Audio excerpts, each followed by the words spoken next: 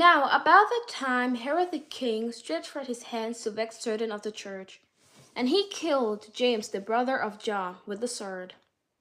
And because he saw it pleased the Jews, he proceeded further to take Peter also. Then were the days of unleavened bread. And when he had apprehended him, he put him in prison. He delivered him to the 4 squads of the soldiers to keep him, intending after Easter to bring him forth to the people. Peter therefore was kept in prison, but prayer was made with ceasing of the church to God for him. And when Herod would have brought him forth, the same night Peter was sleeping between 2 soldiers, bound with 2 chains, and the keepers before the door kept the prison. And behold, the angel of the Lord came on him, and a light shone in the prison. And he smote Peter on the side, and raised him up, saying, Arise up quickly. And his chains fell off from his hands. An angel said to him, Gird yourself, and bind on your sandals. And so he did, and he said to him, Cast your garment about you, and follow me. And he went out and followed him, and knew not that it was true, which was done by the angel, but thought he saw a vision. When they were past the first and the second word, they came to the iron gate that leads to the city, which opened to them of his own accord.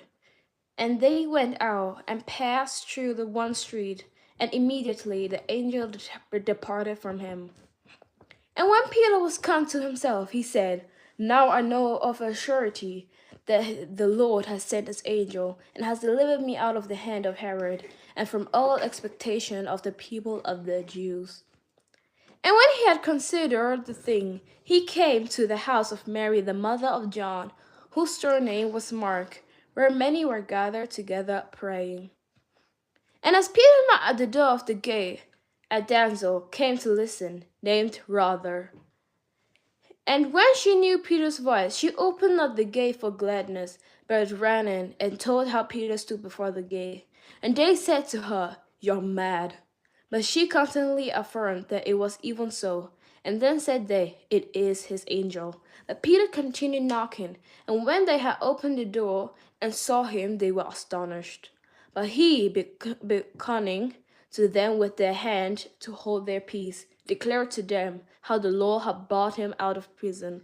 And he said, Go, show these things to James and to the brothers. And he departed, and went into another place. Now as soon as it was day, there was no small stir among the soldiers, what was become of Peter. And when Herod had sought